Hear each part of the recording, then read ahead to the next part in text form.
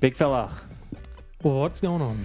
thanks for joining me for Oh, the thanks for having me. 2025 Formula One mid-season performance review. Uh-huh. How's that for a title? Long, lengthy, wordy. Would you click on it? Let me see. Is my face on it? No. No? That's, yeah. Well, actually, it is. Yeah. It is? Yeah. Should we change it? The title gets me.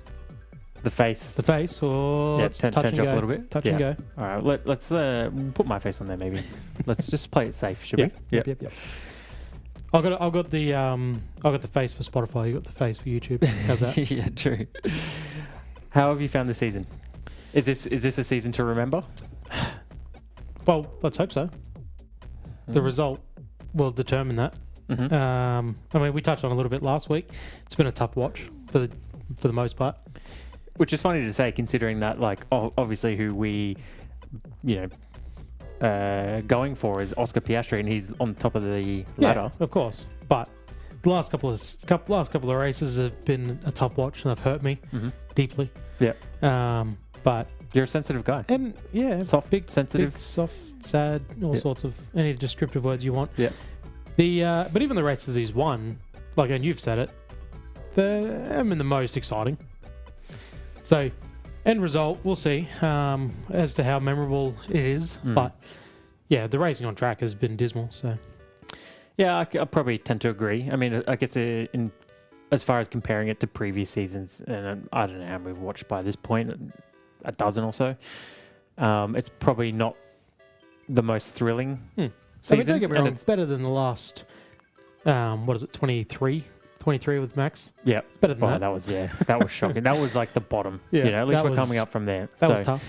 I think look, I'm thankful for McLaren and how they go about their racing, because I think without their clear papaya rules of, two number one drivers, would we be in a point where we wouldn't have any racing? Because there is only two men in this fight. And I'd argue there's not much racing between them happening. What do you mean? Well, we'll get into it, but Okay. Austria, Yeah. they raced for about 3 laps, and then they differed their strategy to ensure they didn't race. We said it last race. Lando didn't have to pass anybody to win that race. He So- whose name you shall not speak. Yeah, I was thinking about whether I just push through and get Yeah. past that mental barrier to Yeah. say his name. Yeah. We'll see how that progresses. I'm feeling alright at the moment. Yeah, I think I'm probably a little bit let down that Max really isn't in this fight at all. That's Because what we need. Max or even Russell or Leclerc, like just more. like Ferrari really have fallen away considering where they were last year.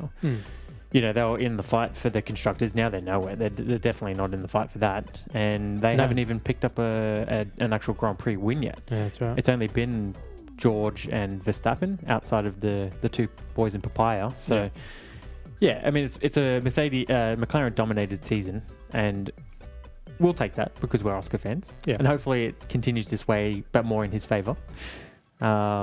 It will make the victory that much sweeter. Knowing, like, if it comes down to a close finish and Oscar does manage to clip him, it'll be that much sweeter. Yeah, that's all I care about now is these last 10 races. I don't mind a close battle. I don't mind full of anticipation and butterflies going into a race. I just need the events that have been taking place the last 3 or 4 races. I just need them to stop. Yeah. I just need to see the cars. It puts a battle whole on nother track. level of anxiety on each round, because you just know one wrong move, one DNF can undo you. Like, I think Lando got away very lucky that he had that DNF, and with some of the results falling his way post Canada, it's brought him back into the fold. 100%. But that right there could have been the season. Even with that was the one race where McLaren didn't have the pace. So Oscar only got 10 points. Yeah, we He didn't fully get capitalise on it. 25 points, Yeah, that's true. So that Good would have been a big swing. And we've seen that's the only track where they've really, really been out of it. Yeah. So these next 10 races, you don't anticipate that happening again. That was a clear outlier. How about the rookies? What have you thought of the rookies this year? I mean, this is what have we got? It's Over a quarter of the grid of rookies. It's been a good rookie class, to be honest with you. I mean, I really dived deeply into some numbers, which is unlike me, and I spent about 10 minutes doing it.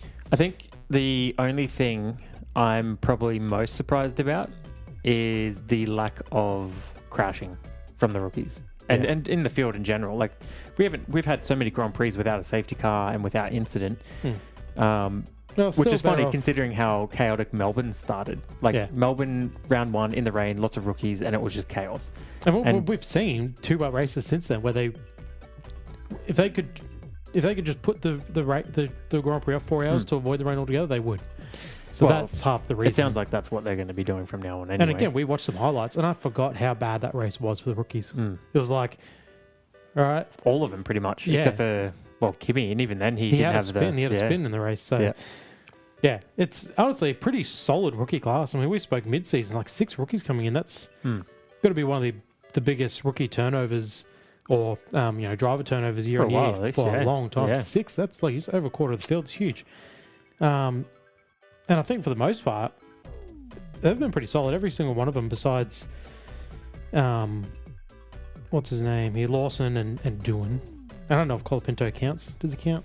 Is he a rookie? I guess technically. I mean, he hasn't done a full season, and he so won't do a just full as season much of a this rookie year. as Lawson. Yeah. But they haven't had any highlights. But the other 5 or so, 4, 5, whatever. Yeah. They've had some big moments already. Yeah, no, it's been impressive. I'm curious to see how many times do we have a rookie driver come in and they fall out pretty quick, and then you never hear anything of them again, and then 2 years later you hear the name and you're like, oh shit, I forgot he was on the grid. Yeah, and they're in Formula E or it feels like this group minus probably Colapinto, and I mean, Doohan's fate's yet to really be seen, whether he stays in Alpine, whether he does look for another drive outside of Alpine, or whether they make a shift. I don't think we have the sort of luck. I honestly wouldn't be surprised if he doesn't come back, as much as it sucks to say. Yeah. And again, I've got some stats that kind of, I think, back him pretty well. Okay. But, and we'll get to him, but I think he deserves another shot. Unbiased? No. Okay.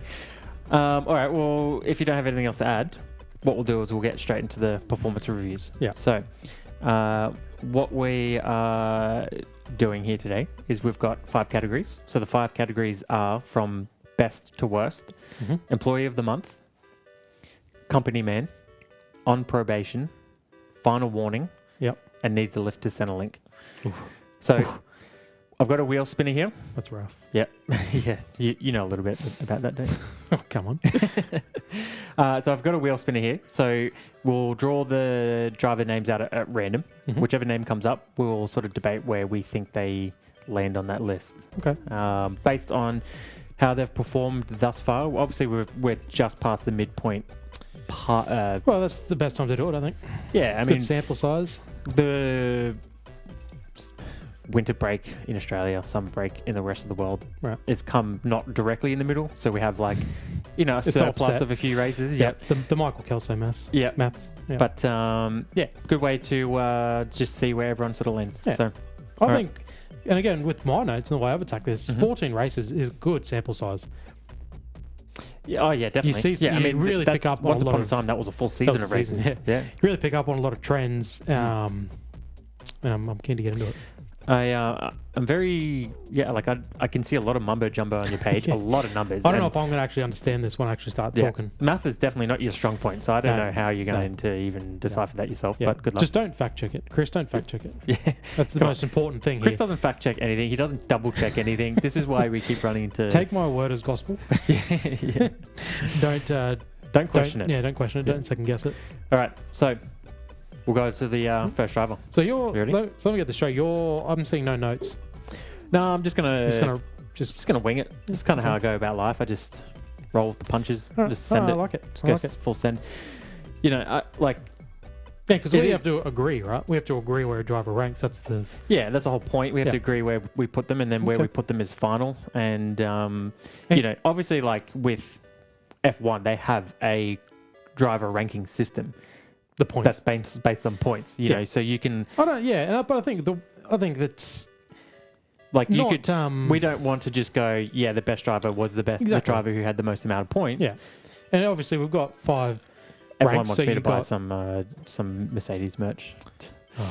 They're wasting their time. Yeah, barking up the wrong tree. Yeah, but I think what we do is take everything in consideration. It's not just points based, exactly right? It's the bad luck, the good luck, the skill. You know, you had a thing last week about Max Verstappen and his overtakes, making him one of the top 5 drivers. So, exactly. You know, all things are it's the things on the that table. you can't necessarily control, but also, you know, and we'll get into it, but the way I've gone it is the sort of leaps and bounds some drivers have taken, or the fallbacks they've had. So, all right, you ready? Oh, I'm ready. Who's number 1? Screen's up there too, by the way, buddy. Oh, sorry. Let me have a peek here. Who we got? Who do we have? Nico Hulkenberg. Hulk. Wow, Okay. Was that too loud for your little ears? It was a little bit loud. They didn't. It was a little bit loud, but I kind of liked it. It's really high energy. Uplifting. Yeah. Okay, Nico Hulkenberg. So, Alright. Well, I've already got him listed, so why don't you... You've already got him listed. Well, I've got notes here. I've preempted my list. Ooh, that's a tough one. I think if he didn't get the podium, easily he's needs a lift to Centrelink. Easily. Really? Yep. But because he's pulled out that podium, immediately that does leapfrog him from there. I don't necessarily think that he's above a final warning. I think what Gabby has done in that car, especially in these last few races, you can see something's shifting. Now, all of a sudden, Gabby looks like he's the one that's more comfortable in that Sauber, and Nico is starting to look like he's checking out. Right. Which is strange because obviously we know Sauber, because you're already getting your defense ready. What you feel. With Sauber going to Audi, you'd think that's big things for the team, big things to come, right? But I get this sense that almost like Nico got a podium and he's now kind of like, check. I'm happy to leave now. Okay. You know, so I'm sure he's coming back next year. Why wouldn't you? But what is he? The second oldest driver in the grid, or third oldest driver? Yeah, probably. Yeah, sounds right. So I don't think that he's a genuine driver on probation. I think he's final warning. Okay. Yeah. So I've got him on probation. Okay. So you want to put him up another tier, so right? So Sauber have clearly had a massive increase year on year. For whatever reason, who knows why. But well, how much is that? How much of that is team and car? How much of that is driver? It's hard to tell. Yeah. So Nico Hulkenberg, average finishing position this year is 11.78. I've had to break that down to the second decimal because he was tied with another driver on 11.7. Yep. That ranks him as the 10th most highest position. Is that so? The 10th most highest position? No, yeah. Well, I don't know. Does because that make he's sense? equal 11th, essentially. Yeah, I guess that makes sense. Yep. Okay. 10th most, yeah. So now the other thing, so that's 11.7. Which I guess, as far as math goes, that puts him right in the middle, right? Right in the middle. So his teammate, Bortoletto, average position of 14.4, so 2.7 spots lower over the 14 races. Now, what I've done here is I've also broken up the season so far into 2. Okay. So see for the rookies how the progression like Q1, Q2 has gone, right? Did they hit their sales targets? Sure. That come from true salesmen. Yeah. So Hulk in the last 7 races has a 9.4 finishing position average. Like on average, he finishes on average is 9.4. Okay. So that's a 2.7 position increase, right? Yeah. Sorry, 2.3 position increase. Now, I thought Gabby would be ahead of him. He's not. Well, he's only really started to turn it on, right? It's only been in the last 3 races. 3 of his last 4 have been points finishes. And so he's 11.5. Okay. So I think, I mean, for Hulk to be, and he had clearly, I think, for a Sauber to be on average 11th place or thereabouts. Yeah. I think that's pretty decent, especially year on year, and especially Gabby's mid-14s. See, that's a tough one, though. But he's also gotten better as the season's gone on. See, I guess this is why I'm probably a little conflicted, because Hulkenberg got the podium, and that was probably a podium that was earned through experience, because the conditions were tough that day. Things were a little bit chaotic. Again, a lot of rookie drivers on there. He had to still do it. He had to still get it done, and he did. He got the podium. So I would never take that away from him. But there is a thing of like, that is the anomaly of rain, and seeing those conditions before and being comfortable in the environment in the car compared to probably most of the other drivers on the grid. Yep, for sure. So if you took that away, I think those numbers probably even out a bit more. But that's an outlier. The third place is an outlier for sure. I kept the outliers in. Yep. But I just think he's, for someone at the start of the season where I guess I agreed with you that he seemed like, why is he still in the sport? Yeah. We talk about drivers like Doohan who can't get in the sport, and you got this guy who never had a podium in X amount of races. Last year scored no points when even Joe Gwen, you could get points. Yeah. So again, coming in this year, he seems a lot more on song than he has been. Like, he is somewhat motivated. So, and you say he's checked out from third from his podium. Well, I'm not saying necessarily he has. I think he's just fallen, and that he's fallen sort of back more where the car should be. But even still, it's the same, similar to Gabby. That he's had a run of 2 or 3 points finishes in the last sort of 4 or 5 races. Okay, so let me ask you this then: would you be happy to see him back on the grid next year and in that LD car? I think if there's ever a time in his career he deserved another year, I think this is it. Okay. All right. So you think on probation? I think based on drivers behind him, I think on probation is a good is a good middle ground for him to be. Okay. I mean, again, middle ground. He's the 10th. I'm happy to bump him up one. Yeah. We know that there is a lot of shit drivers on the grid. This is the problem. I think I gave him a couple of cookies. I'll admit that. Look, I put him up based on like the car's clearly gotten a bit quicker. Both drivers show that in the last 7 races, but he's got the podium and he has broken into, a 9th place average in the last 7 races. Well, yeah, he's 9th in the driver's standings, so that checks out. That's ahead of both Aston Martins, which is probably and again, where you talk you would about experience. You got Fernando there, so you wouldn't expect a Sauber to be outperforming an Aston Martin, And then you've obviously got the Racing Balls, the Alpine team, which is just they're in a sorry state. So, all right, I'm happy to put him in on probation. All right, cool. Okay, next driver. Tick tock, tick tock. Who are we gonna get? Such lovely sounds. You like it? It's satisfying, isn't it? Sounds nice. Yeah. Real lady. It's your it's your boy. It's your boy. Here we go. You're really going to be upset with this one. Oh, I already know. There's going to be so much fluff and No, that's all right. Tell me where you feel he should be, the old timer. You want me to go first on this one? Yeah, well, I can go first if you want. All right. So where is he currently sitting? He's currently sitting 11th. That's rough to look at the driver standings, don't you think? Well,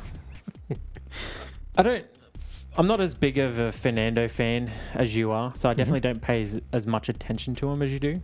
So I didn't really know where he was on the standings. Yeah, no, but right. I'd probably, in my mind, I'd probably be expecting to see him in that top 10 at least as a bare minimum. Yeah. So I would say he's certainly underperforming this season. Yeah, I'd probably agree with you. Underperforming. And again, a lot of it probably is the car. Yeah, I mean, he's still ahead of Stroll, so that says something. He's not in the standings, I don't believe. We just had him up, and he is, yes. Okay. Well, sorry, they're tied. They're tied. Okay. How crazy is that? Okay, so that actually kind of makes me feel a little bit sort of sorry for him even more. Right. I don't know. I've made my feelings pretty clear about him before. Yeah. I don't know what he's bringing to that team anymore. Okay. Yeah. I don't know what he's really contributing. I think there's someone else that could probably be doing a better job in that with that opportunity. Potentially. These years right now have been pretty tough for Aston Martin. Obviously, they're about to have a major shift with Adrian Newey. Yeah. So I think they've probably wasted 1 to 2 years of getting a young driver in that car and developing them, getting ready for when they finally sort the car out, right? Yeah. Now they're going to be left in a bit of a funny position where he's going to leave. He's got to. The dude's about to freaking die. And they're going to have to replace him. And then now it's like, okay, now you're at square one with a fresh driver and, potentially one of the best cars. I mean, we're overhyping the Newey effect, but he's got the track record to prove it. Yeah. So all of this is to say, I'm putting him on a final warning. A final warning. Yeah. Okay. I think he should be out. I don't think he should be in that car this season. Yeah. And I certainly don't think he should be driving next season. All right. Yeah, okay. Go and hit me with all your mumbo jumbo stats. I'll give you where I think I've actually put him in company man. Whoa, Jesus. So I know, okay. I know you're going to butt me here hard, but you just saw equal with Stroll. Okay. Just listen to me. Did you hear the words that just came out of your mouth? Yeah, yeah. Do you remember how these first 4 races went? DNF, having a shocker. You're proving my point. And we know, but a lot of it wasn't his fault. Some of it was, some of it wasn't. Sure. We had mechanical failures and whatnot. Stroll, he got a head start. He finished like 6th in Australia. He got a nice, good head start on him. Mm-hmm. So Alonso's average finishing position here, where are we? Jesus. Let me guess. 12.1. 11? No, 12.1. So not great. Which is basically where they are. So it's 11th. Yeah. So he's 1.6 positions better off than Stroll. I actually thought Alonso was still behind him in the championship. This is not impressive to me. No, I actually thought he was still behind him in the championship. Yeah. But he's also now in the last 7 races gone up to a 10.4. Stroll's, he hasn't adjusted at all. He's still mid-13s. I'll agree. So if you want to bump him... because he has outperformed Lance Stroll, he deserves to be in the second highest tier as a company man. He got a shocker start to the year. Mm-hmm. And then he has just...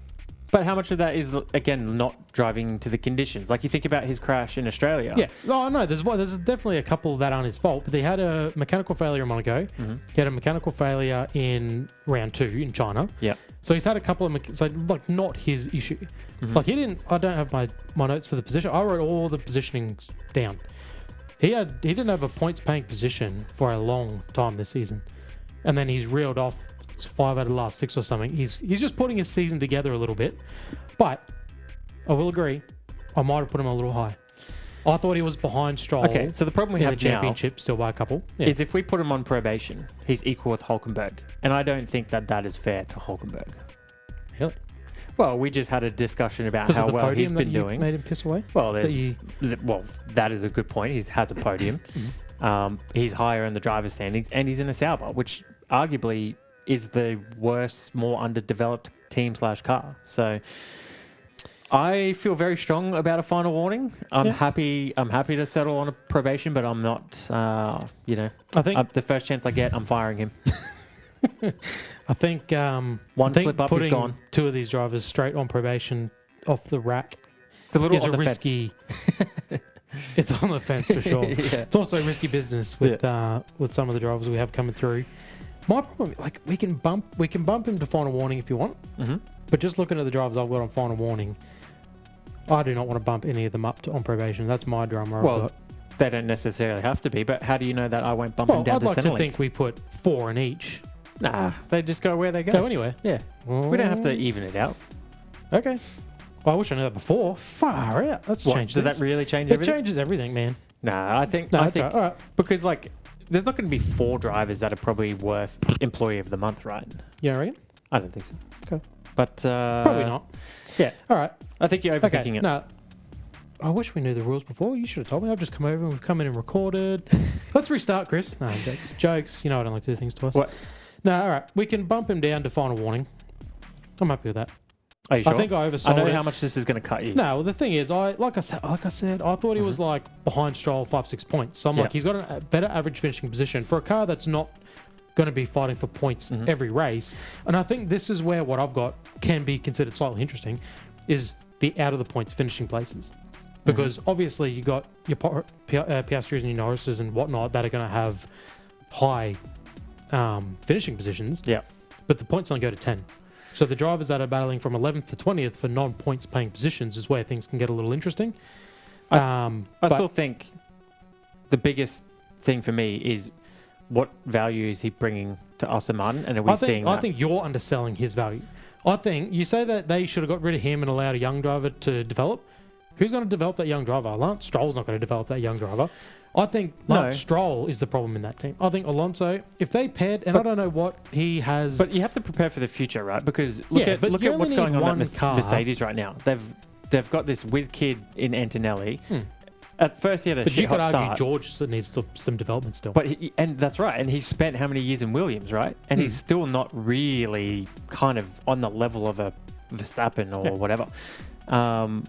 Whereas, like Antonelli, he's been given one of the best cars on the grid, arguably. And now he's starting to have confidence issues. He's starting to drop off, and he's starting to crumble. And it is the case of, should Mercedes have put him in the Williams and put someone like Carlos Sainz in the Mercedes and have him get some races under his belt, build some confidence before you take the big step up? Could you imagine if Alonso was his teammate in these times? A driver who could really... has literally all the experience you could ask for. Being in these moments, being able to help him. What, in where? In Mercedes? in Mercedes Yeah, instead of George. But Lance Stroll has Alonso, and look at what could Yes, that but done to Lance him. Stroll also has mental problems or something. He's got Yes. real disorders.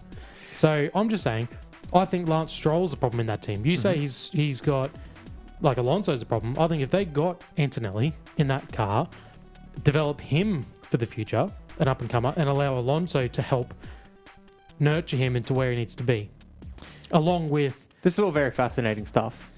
I'm just saying, you can put him in... Is this all to say to put him in probation? No. All right. He's going in probation. Okay, all right. I know you're fighting hard for your boy. I'm just saying, I think you calling him out as a problem in Aston is a bit rich. That's all I'm saying. Okay. Next driver. Oh, man. Gasly. They're Yeah, really, Gasly. this thing's fighting us hard at the moment, isn't it? It's waiting for the cream to rise to the top. All right. Why don't you go first? All right, where have I got Gasly? All right, so I've got Gasly in the final warning. Mm-hmm. Okay. And again, this is when I thought we were going to be doing 4 per. Yep. So, by all means, convince me that he needs a lift to Centrelink. But to be fair, maybe he doesn't because he's got all them points. So, Gasly, average position finishing 13.4. Yep. There's a lot of drivers in the 13s, so I don't think that means a whole lot. Mm-hmm. And in the last 7 races, he's increased his average to 13. Okay. So there's been no movement. Yeah. At all. No development, no... I think he's lucked out. I think his racing where he's got points is luck induced. You reckon it's luck? Well, I can't both remember his them exactly. teammates have 0. Both of his teammates have 0. Both of his teammates... Oh, I really want to wait to get to them because Yeah, I mean, that's juicy. But he's ahead of names like Yuki Tsunoda in a Red Bull.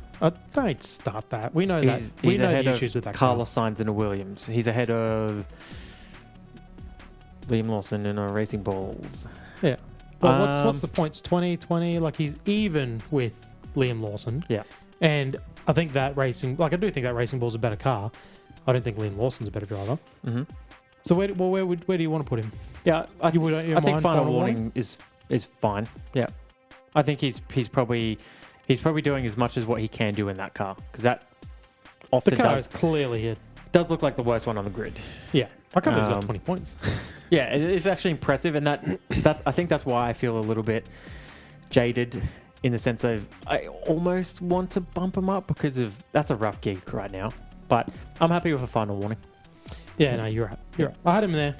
I had him there based on a knockout system. All right, This who's is next? riveting stuff. Yeah. Waiting for this to tick down. All right, so next one is Kimi Antonelli. Is it? Yes. Nice. Okay. This is interesting. Kimi. All right. This is probably a This is the first real this is interesting one. This is yeah. Okay. All right. I'll let you go first. Okay, so I've put Tell it to Kimi me. Yep. on probation. Okay. So 11.3 average finishing position. Mm-hmm.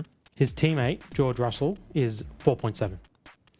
So he is on average finishes 6.6 spots behind George. Yep. Pretty not the biggest deficit. Yep. It is the second biggest deficit though. Okay. And in the last 7 races, he's actually gotten worse, an 11.7. Which is no surprise because we know he's really fallen off a cliff. Yep. But I think that actually proves his cliff is longer than 7 races because we know his first few were pretty crash hot. And then he's really plummeted off a cliff. Look, it has been a series of probably pretty rough races in general in terms of weather and tracks. So, But yeah. we've seen some real outliers in a positive manner. Yep. As far as those same tricky races weather-wise and whatnot. Mm-hmm. So I think, his start to the season we know was good. Yeah. But he's really fallen off a cliff when that car hasn't really, like George's, as an example, George has gone from an average of 4.7 to 5.5 in the last 7. So not much, less than a position drop. Okay. So slight. So the car's maybe just fallen away a little. Yeah. But his drop of 6.6 positions, the second highest in the grid, pretty dramatic. All right. I actually think he's worthy of a company man. I think he's the best of all the rookies. In the best car. In the best car, but you still got to do it. I mean, You love that, don't you? Well, I don't know how much. It's so hard to talk about Yuki and Red Bull because we just have no idea.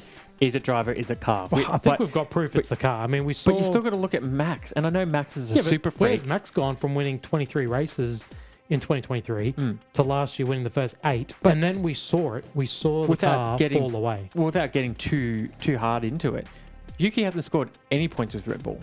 He has scored. He's got 10, but it's with racing balls. I'm pretty sure. No. He's got Red Bull. Yeah, no, he's had 3 points finishes, highest of ninth in Grand Prix. He's got some points with Red Bull. Or with Red Bull. So he's got 2 tenths, I think, with Red Bull at least. 3 points with Red Bull.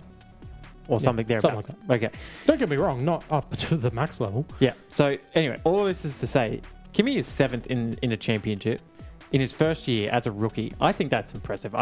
Even if he is starting to have a little bit of a downwards turn, and maybe that does kind of balance out there. The next closest rookie is Hadjar. Right. But where would you compare the Mercedes to the Racing Ball? This is my thing. We said preseason, if he comes 6th, like that's where he needs to be. We said preseason, 6th is where he needs to be. He's right on the cusp. He's close enough. Yeah. I wouldn't be surprised if Albon gets him. Look at the names ahead of him. You got the 2 McLarens, the 2 Ferraris, you got a Max, and you got a George Russell. They're literally the cream of the crop. Yeah. That's nice of you to put Russell in that crop. Well, he is. He's scored multiple podiums this year. I think this year is so extremely car-centric more than any other year. Yeah. And I think he's benefited from that early on. But you can't deny his drop-off is dramatic. I think in the last, let's call it 7 races, I think he's had 1 or 2 points finishes and 1 good one. He had come third in Canada, his first podium. All right, but if we look at it as a whole, right, because we can always split things down into fragments, but if we look at it as a whole, he's still doing the job that Mercedes basically need him to do. Yeah, but he hasn't recovered from this slump. Is my argument. We don't know if he will recover. I predict now, 10 races to go, Albon gets him in the championship. He slips to 8th. Yeah. I'd argue that's well and truly underperforming a car when a Williams is. So you think that he's going to drop further down the ladder, not stay, at least hold that position? Yeah. He's only 10 points clear of Albon. Albon is consistently scoring points. Antonelli has hit a slump in the last 7-8 races of consistently not scoring points at all. Okay. And he has shown no signs of recovery. But he's still top of the rookie class right now. Yes. In the best car is the real... Don't get me wrong. We've said it. Most of the year, he's probably rookie of the year. Yeah. I do think Behrman's creeping up on him. But... Like it's Behrman hard. Or Bortoletto? Bortoletto, yeah, not Behrman's.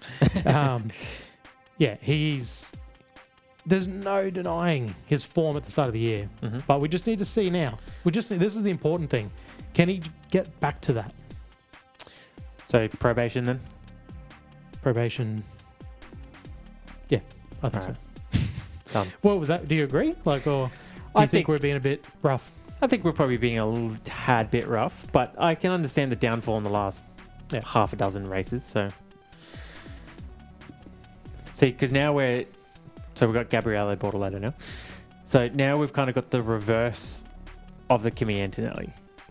Kind of a rough start, and now he's really turned it on. So now it's like, okay, well, where do you put him on probation? No, that's the thing, because you get development. This is exactly the reason I split the stats down the middle, is because you've got rookies coming in, having to learn the sport, learn the team, learn the tracks, or not necessarily learn the tracks, but learn how all this combines. You should expect a natural trajectory for a rookie to be getting better as the year goes on. Yeah. So I think him coming out of the gate with a piece of shit car, struggling to find his feet, they're now adapting to the car maybe getting a bit better and maximizing his performances at this time of the year. I think that is outstanding as a rookie. So you're basing most of your rankings on, I guess, the old saying of you're only as good as your last race. Effectively. Not really kind of considering the ebbs and flows of the whole season. I'll tell you this, because I do have the stats here. So average of 14.4 for the entire season so far. Not good. Average of 11.5 in the last 7. That's an increase of 2.9 positions. That is the biggest increase of positions of the entire grid. Okay. I think, and again, whoop-de-doo. But we've spoken about it week on week, how good he's doing and how he's bringing this Sauber into points-paying positions as a rookie. So is he better than Antonelli? I've got him on probation as well. Where do you? So would you? So you'd honestly put him final warning? Well, this is probably where it's a little bit tough. If we're looking at the whole season, I think Antonelli, being the top in his rookie class, doesn't matter what you're driving, he's deserving of a company man, and I'd feel very okay with having Bortoletto on probation in that middle pack. But now we're left in a situation where it's like, okay, well, there's 6 rookies. Is he better than Antonelli to be considered a company man, or is he worse than Antonelli to be on a final warning, or is he even? He's down in 17th in the driver's standings, so he's nowhere. Yeah. In a year where everyone scored, well, not everyone scored points, but most of the drivers have scored points. No. Two individuals have not been able to get on the board. Yeah. Yeah, I mean, it's ultra competitive and super tight. Tightest we've ever seen in a long time. You know, how many years did we go without seeing 2 or 3 teams not score any points? Yeah. So, yeah, 100%. I think, so there's 6 rookies. Who would you say has the worst car? Colapinto? Well, I mean, it probably is Alpine, yeah. So who's got the second worst car? It's probably the Haas. You reckon? Yeah, I think it is. Where's Ocon in the standings compared to... The Saubers looked quite racy. Well, where's Ocon compared to Hulk? Ocon's up in 10th, okay. So where's Hulk? Hulk is 9th. yeah, 10 points ahead. Yeah, so there you go. I think they're the best drivers of those 2 teams. Yeah. I think that if you're looking for a way to... Both Saubers are ahead of their equal in the... Yeah. So... Yeah, I'd use... it's tough, isn't it? All right, based on that, I'm happy to put him on probation then. Okay. I think it's probably fair that him and Antonelli are on kind of equal standings right now. And I think this is what we've been saying, is that Kimi had the reins. Yeah. I think Bortoletto's coming and they're at this point neck and neck. Mm-hmm. Don't get me wrong, if Kimi can pull out of this and just gets back to top 6 finishes for the rest of the year, I think he cements it. Yeah. No, it doesn't matter what Bortoletto does, unless he does that, which he just wouldn't in that car. I think he's more likely to dip back to that 10th to 15th range and just ebb and flow into the points occasionally, you know? Okay. But I think at this point in the year, I think that's probably about right. Yeah, I mean, they're definitely the 2 best rookies. They've been the most impressive, and Hajar's kind of teetering there. So, you know, if you split the rookies down the half, they're in the upper half for sure. Yeah. So I'm happy to have them on the If we can probation. get some drivers that aren't in on probation. I would like to see. I'm hoping for young Bortoletto. I'm hoping to see him keep moving up the ranks. Yeah. You know, like if we have a look here, Carlos Sainz and Williams is certainly underperforming. That's probably one of the biggest surprises of the season. Mm-hmm. But you know, there's every chance that he could leapfrog him, being how much he's struggling in that car. He could definitely take Lawson and Racing Bull. And then you got Alpine and Gasly and Alpine, which the Alpines have been just doo-doo all season. Oh, shocking. So if he can string together, you know, a handful of races, all of a sudden, you know, his 14 points, he's in the 20s there. And look how close the 20s are between Esteban Ocon and Gasly. 7 points amongst 6 drivers. Yeah. I mean, and again, the only reason Nico's really that high is he had that sugar hit from that podium. Yeah. And that's nice. So, but that's, again, if you take the outlier out, he probably is 11th, 12th. Yeah, this whole kind of 9th down to really Yuki in 18th. So 9 drivers. That is anyone's game. One good weekend like Hulk had, you skyrocket. Yeah. Or we saw Alpine last year in Brazil. One weekend we can get a 2nd to 3rd as a team. Yep. Skyrocket. What have we got? What are we going to get now? Come on. Someone good. It's not good, is it? Yuki. All right. Something tells me we might agree on this. Yeah, I think this is a pretty easy one. I feel sorry for the guy. Like, a little bit. Just a little bit. I do and I don't. I do. Don't get me. I absolutely do. I thought he was going to do better. No one wants to be in his shoes right now. No. I thought he was going to do better when he got the chance in the Red Bull. Yeah. I think he's just absolutely, like you said, we don't know what the real... Yeah. I'm just saving us some time. Yeah. You said we don't know what the real deal is with that Red Bull car. I think he absolutely cements it. Yeah. That it is not a race car. Yeah, I mean... Yeah, I guess when you got a car like that, the team does lean on the driver a bit more to strap them on their back and pull them through. And when you have those wet races, that's an opportunity to try and bag a bunch of points because things have been leveled out a bit more. Yeah. He hasn't been able to take advantage of any opportunities he's had. He can't qualify well. He does keep making mistakes. How many times has he spun it, put it in the gravel? He's been doing the Lawson lately where he's getting penalties all race. Penalties, racing for 17th. That's a big one. So, like his... So his numbers averages a 13.6 finishing position for the season. Actually a little bit higher than I thought. Yeah. 14.7 for the last 7. So since jumping into the Red Bull plus a couple, he's dropped 1.1. He's got the highest differential to his teammate.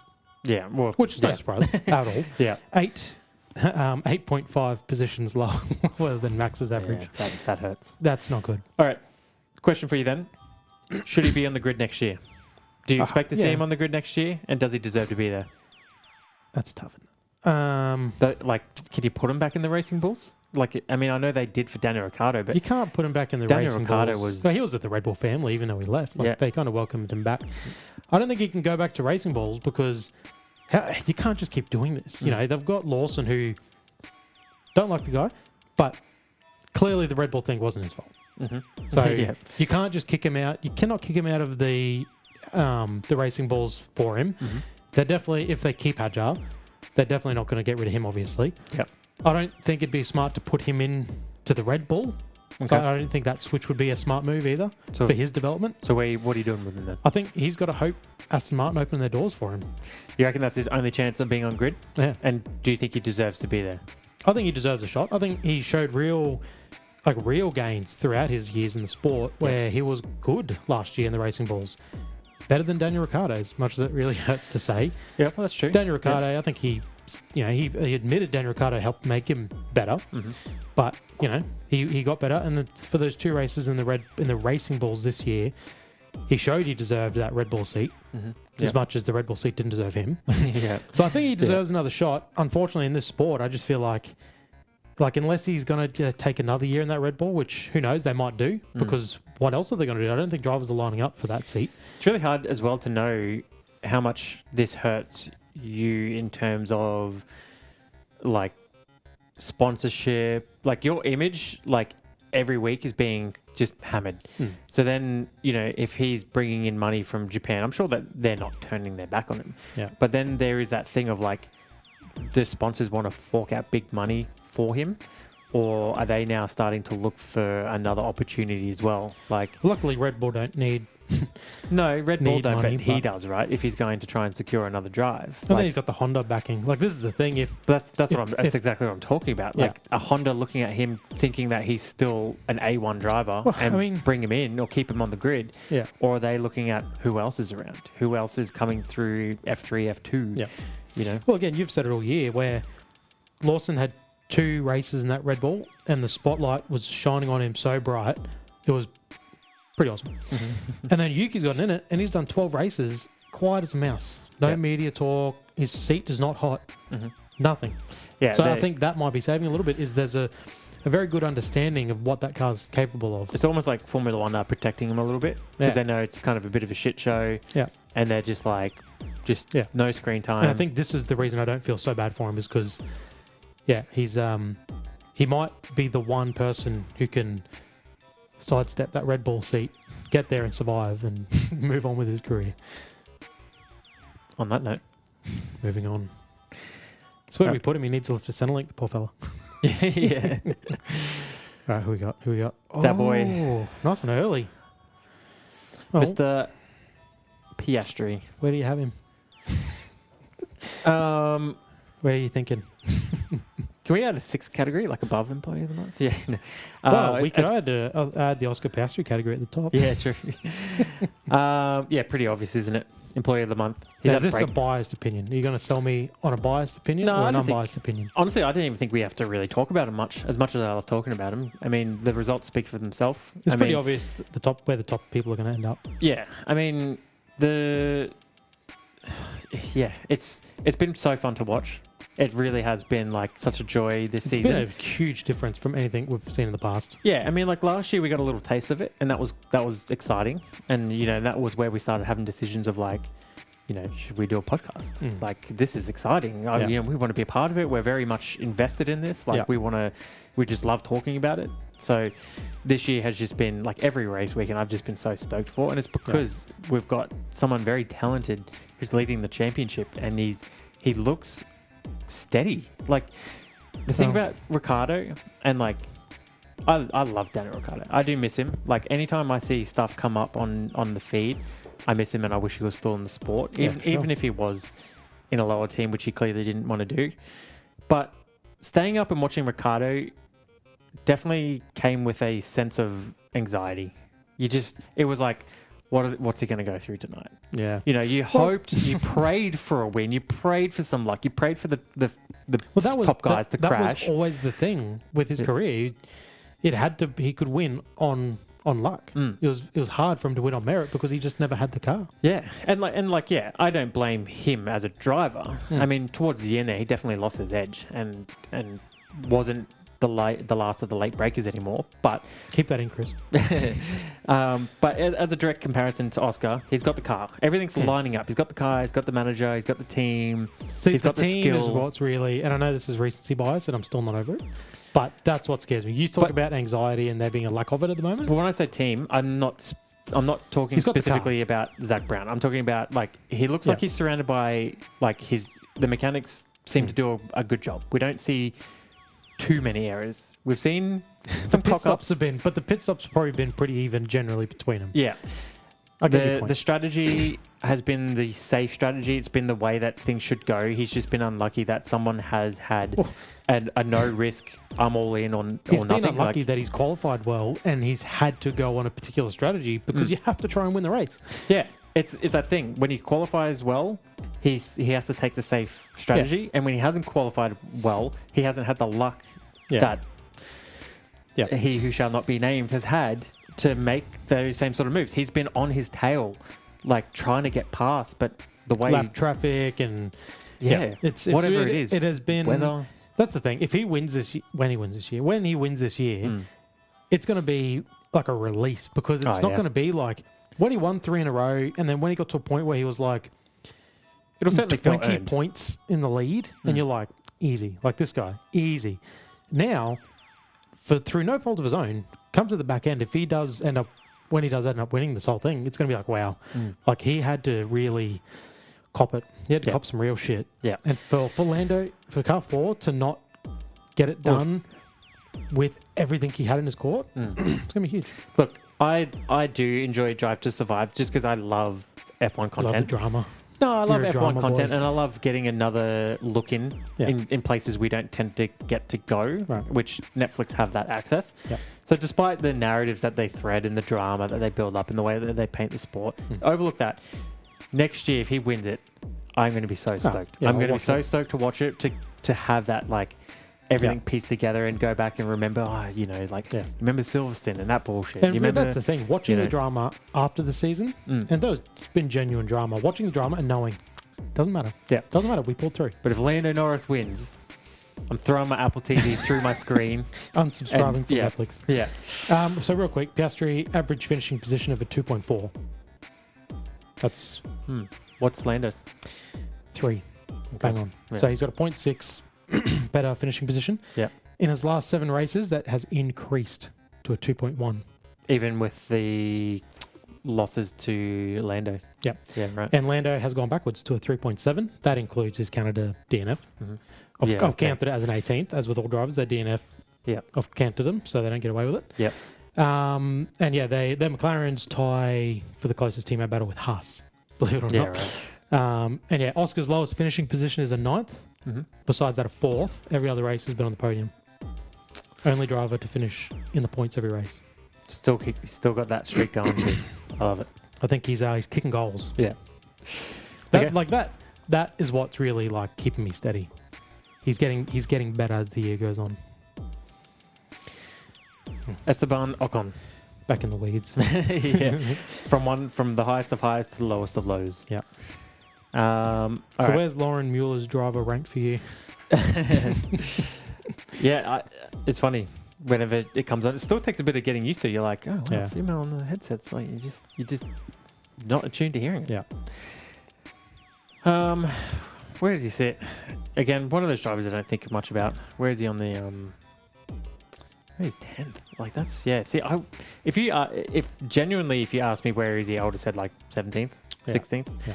10th is actually It's higher. it's actually kind of impressive. And I think because everyone's been scoring points, like his 27 might be 15 last year. Mm-hmm. Yeah. And he's down in that sort of 17th range, 16th range. But because That's true. everyone's somehow just been putting points on the board, and they're his taking 27 points off each other. Yeah, like it's... It feels weird. It feels wrong to put him on probation. You want to put him that high? Well, I mean, he's above Fernando. Like, this is where you fucked everything up. Like, you've put Fernando on probation, and he's behind Ocon in a half. You said yourself when we kicked this off. You said yourself when you kicked this off, the points table is not gospel. It is not. No, it's not. How we're going to be ranking these drivers. And you also just said, where has Ocon been all year? Like, yeah, he's come 27 points. How?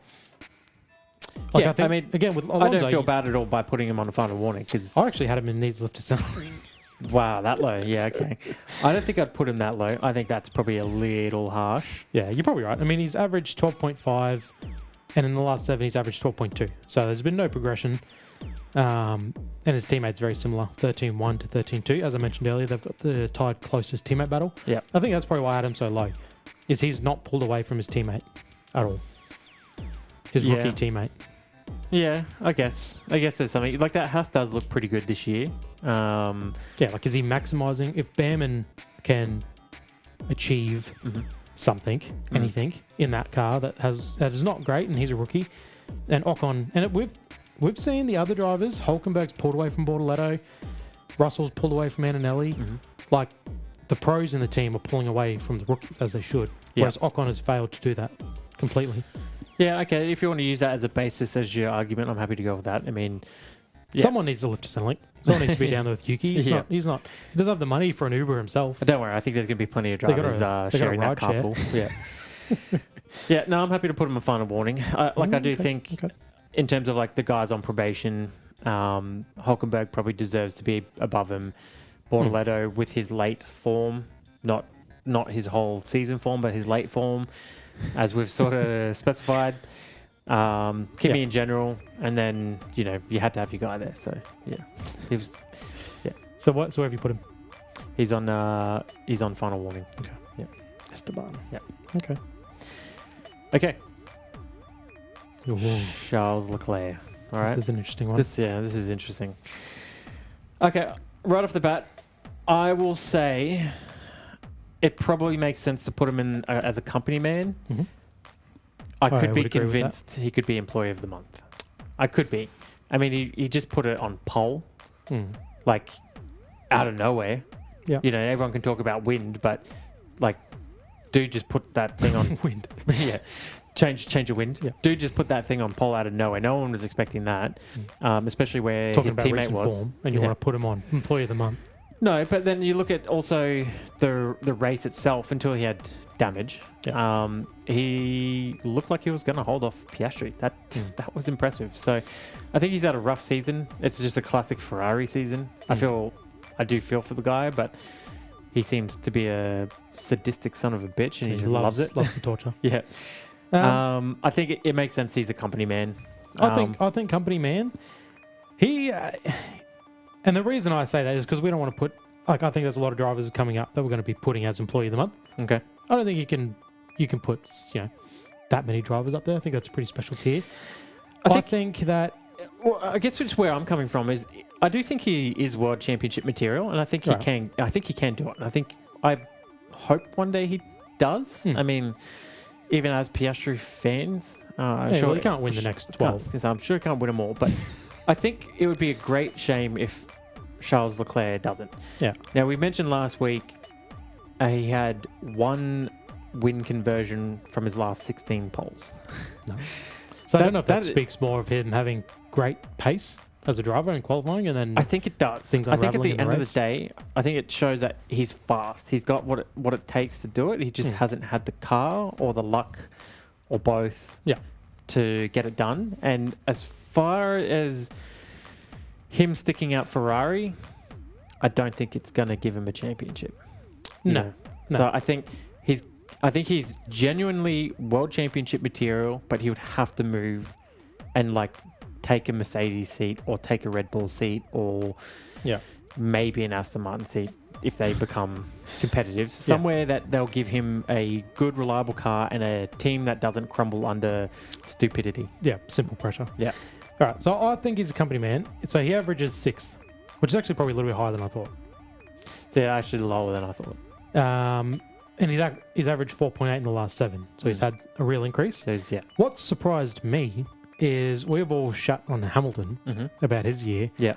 He's only averaging 1.4 positions less. No, but I think that's two things, right? His biggest problem has been qualifying, but he's been good in races. So he's been able to gain those positions back. But it's been a thing of like, if you just qualified well, you wouldn't be fighting for 6th place. You'd probably are fighting for 3rd or 4th. Yeah. So that's kind of where he's fallen away.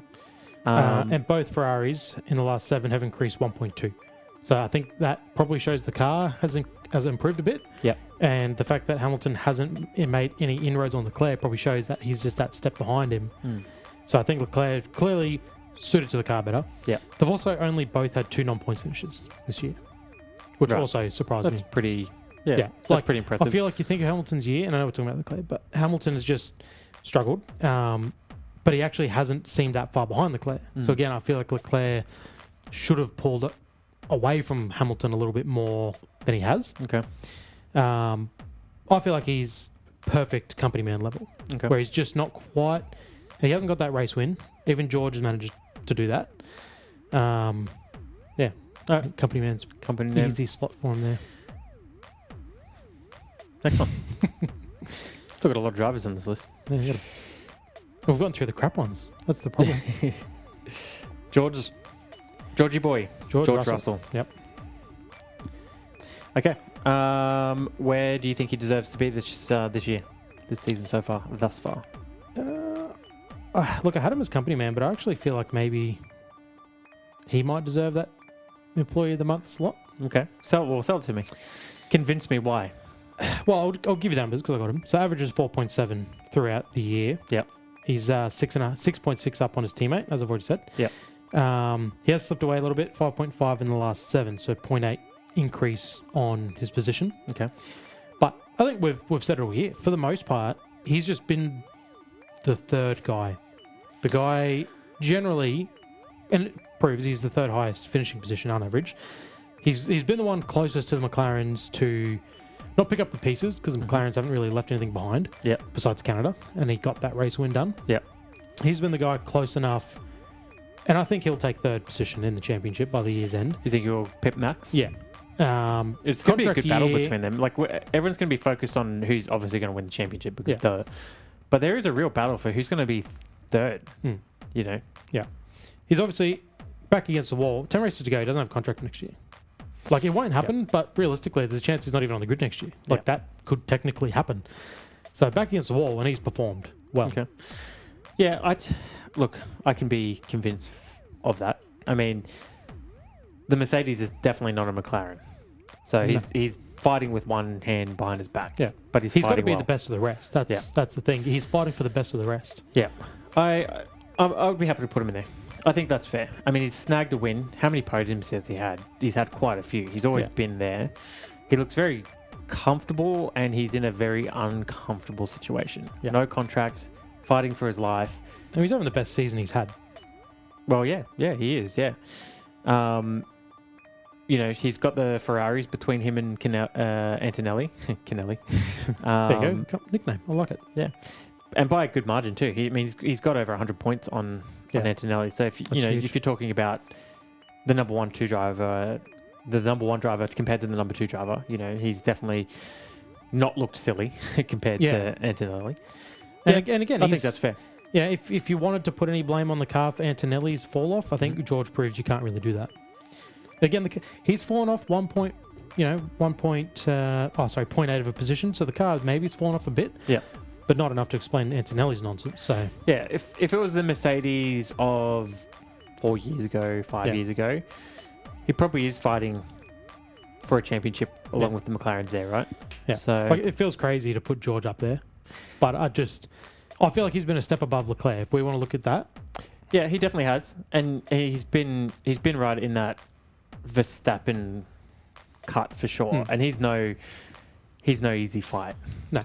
Verstappen. Yeah. So yeah, And when we saw that movie put on Charles with Charles's ridiculous illegal defense at Hungary, and there's he's that. stuck with it. But there's also the Silverstone pass in the rain through the mist. Oh yeah, Yeah. that was awesome. That Yeah. was one of the I'm pretty best. sure I gave him a pretty good trophy or achievement for that. That was one of the best of the season in terms of Yeah. just even the imagery The of it. visuals, yeah.